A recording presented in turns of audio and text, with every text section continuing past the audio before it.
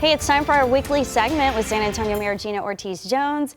Thank you for being here. Hope you had a great Thanksgiving. Yeah, I did. How was yours? It was great. It was great. Happy to be here, though. And hey, we want to talk about recently, you did write to City Council that you were thinking of maybe moving the elections from May to November and that it could save taxpayers a lot of money. Talk to us more about that idea. Yeah, so I reached out to my colleagues, sent them a letter last week, just kind of laying out the opportunity. And just for everybody's context, there was a bill, a bipartisan bill that passed in the state legislature earlier this year. And what it allows municipalities to do, right, cities, is to move their election from May to November if that election is in an odd year, right? Okay. So ours is in 2025. The next one would be, again, in an odd year. And the benefit of that, right? The benefit of that is, one, by moving it from May to November, the city manager estimates that we would save $1 million. Wow. $1 million by doing that. There's also the benefit, though, of more people associate voting with November. Yes, and so in municipalities where they have moved it from May to November, they've seen about an average of a 50% increase in voter turnout.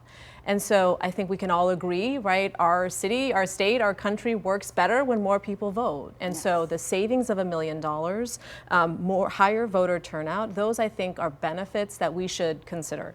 So that bill was also very specific, though. It said municipalities, if you want to do this, your city council has to take action by the end of the year. Okay. And so the reason this is coming a little bit fast, right, some might say, is frankly, I was reading the news a couple weeks ago and I read that Dallas just did this. Okay. They had to change their city charter. Now, we do not have to do that. We just have to have a simple vote at the council that says we want to do this.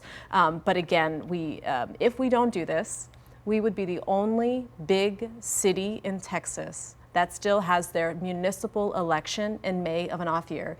Houston, decades ago, made this change. So theirs is in their city elections are in November of the off year. Dallas, again, just changed theirs, so theirs is in November of an off year. And Austin's is in November of the on year, right? So of an even year. So again, we save about $1 million.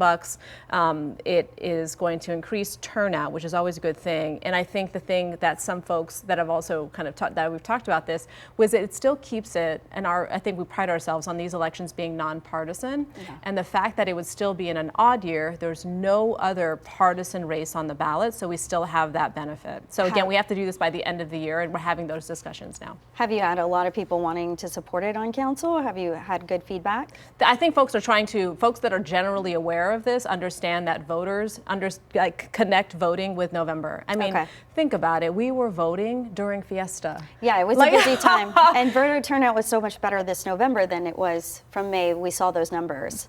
People associate voting with November, so we can save ourselves money and hear from more people. I think that's a good thing, and I look forward to discussing that with my colleagues. Great. Also, you are headed to Mexico this week, your first international trip since being voted in as mayor. You know, what do you hope to accomplish there? Who do you plan on meeting with? So I'm very excited about some of the high-level government meetings that we'll have. As you know, obviously, Mexico is one of our country's key partners, and our city has a very special history, culturally, economically, historically, with Mexico. So I'll spend most of my time in Mexico City, engaging with the leaders there, largely focused on trade. I think, again, really it's those economic ties that we can never forget about, those so critical. I think it's also really important that we recognize the consulate plays a key role in helping us keep apprised of what is happening in the community. So, for example, when undocumented individuals are deported, they engage routinely with their Mexican consulate. So it's important we have a close relationship from our economics to, frankly, what's happening on the immigration front. So I look forward to making sure our city is well led, and we've got a good delegation to help us do that. Great. And speaking of, undocumented folks, last week we spoke to you about that raid on the north side. We've been asking the FBI questions. We've learned 51 Tren de Aragua alleged gang members were arrested, but there's still quite a few others, nearly 100 others that were also detained. Have you been able to get any other answers? I know you were asking a lot of questions, just follow-ups to authorities. Yeah, unfortunately, we do not have an update, and I understand the alleged number of individuals, and that's why it's so important that we have, again, an open discussion. We followed up again regarding the status of my request for for a meeting with the individual, that the acting chief here, so we can have, again, open lines of communication. Folks, our community, our neighbors are rightly asking these questions, so it's important that we balance public safety and public trust, and that starts with open lines of communication. So we will keep asking.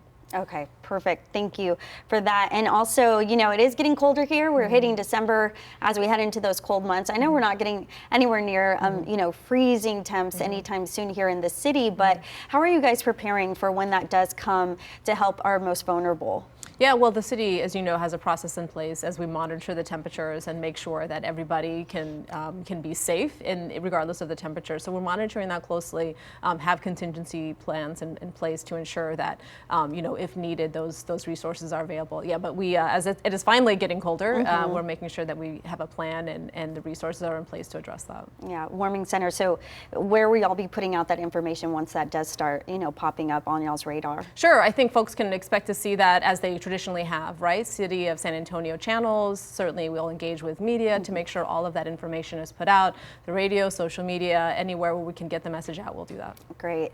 Well, thank you so much, Mayor Gina Ortiz Jones, for being here with us today. We're excited for your trip to Mexico, and hopefully next week we can learn more about what was discussed. Absolutely. Thanks. All right, take care. And we'll be right back after this break.